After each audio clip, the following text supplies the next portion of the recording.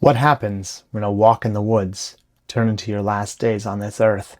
Let's find out in today's episode of Rem Tene. Today's episode is going to be a little different. I'm not going to define any words. This is going to be a comprehension benchmark.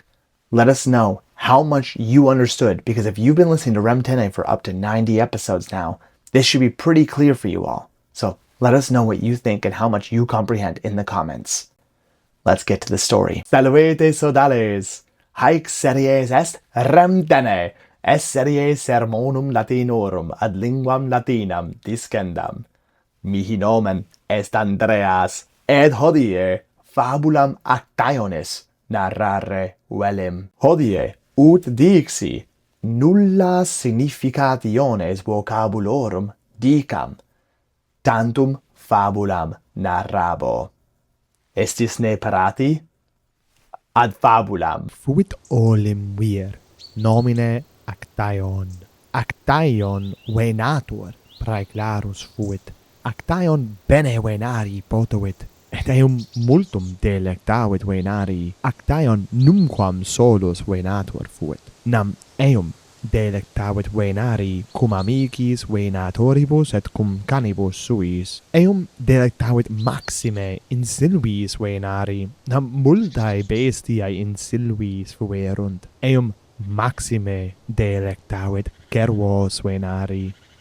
Cervos venari et canes Actaeonis delectavit. In silvis multi cervi sunt. Ergo quodam die Actaeon venatur praeclarus, et canes et amici eos ad silvam eunt. Actaeon enim et amici eos venari volunt, et cervos capere volunt. Actaeon cervum videt, et arcum sument. Nam cervum interficere vult. Cervus tamen ab Actaeone curit, et ab eo abit. Actaeon igitur cervum persequitur. Iam tamen procul abest ab amicis et canibus suis solus. Iam est Actaeon. Is venatur praeclarus. Cervum persequitur. Et vestigia cervi spectat.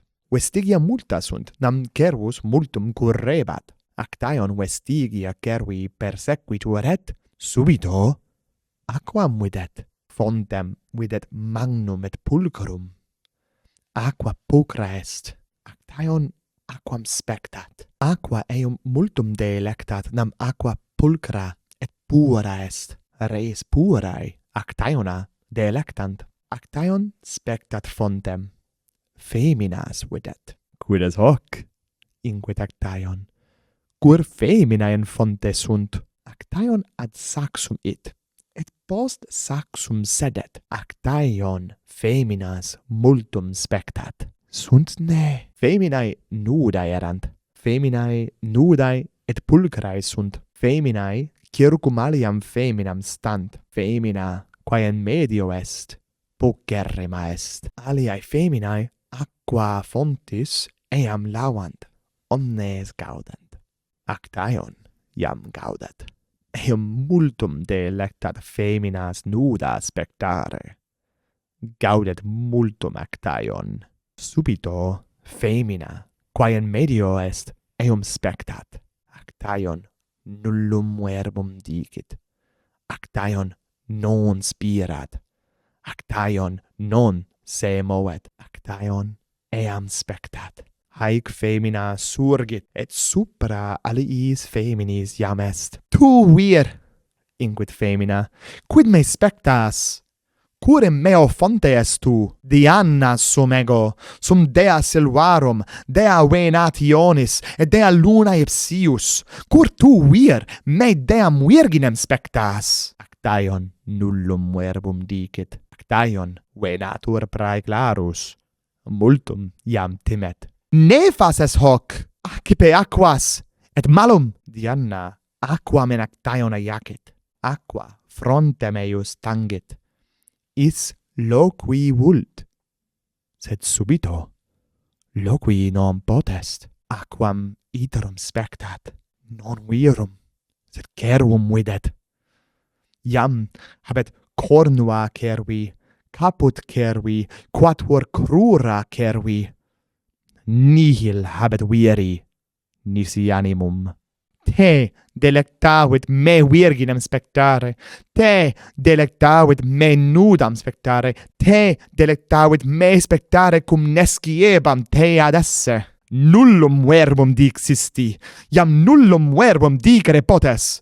Abi cerve, Actaeon loqui vult, sed cum verbum dicere vult, vocem cervi emittit, nullum verbum dicit, audit tamen Actaeon, audit verba Diannae, audit vocem suam cervinam et iam, audit canes, Actaeon, olim venatur praeclarus, iam cervus multum timet, nam delectat canes eius venari, et bene venari possunt. Actaeon currit celeriter, clamare vult, ego sum Actaeon, canes, nolite me persequi.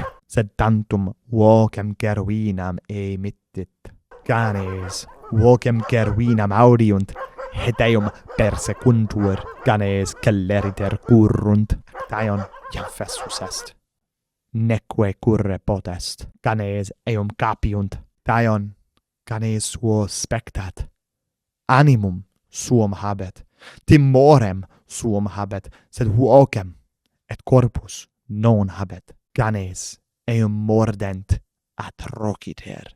Actaeon loqui vult, neque potest. Canes Actaeona interficere volunt nam, cervos venari multum meos delectat. Actaeon, canes suos oculi suis cervini spectat, et tandem post longum tempus et multum dolorem Actaeon mortuus est. Canes multum gaudent, nam cervum ceperunt. Amici Actaeonis ad cervum eunt, et multum gaudent. Cervum magnum et pulchrum iam ceperunt.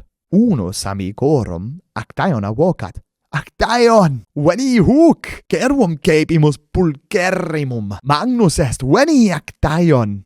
Actaeon non venet. Amici corpus cervi sumunt, et abeunt. Dianna omnia spectat, et abet.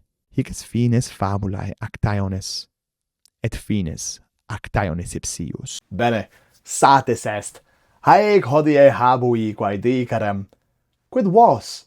Placuitne vobis haec fabula? Placentne vobis tales fabulae? Nobis scaribere potestis infra inter commentarios, vel etiam apud situm nostrum habesne lag.com linea inclinans contact. Volumus audire responsa vestra. Scribatis, quae sumus? Gratias vobis agimus quod nos loquentes audi vistis. Et maximas gratias agimus patronis nostris.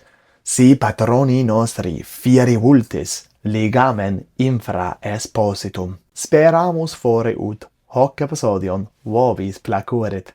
Si placuit vobis hoc episodion, spectate et audite hoc episodion, multum vobis placebit, curate, ut in proximum aleates, et mementote sodales.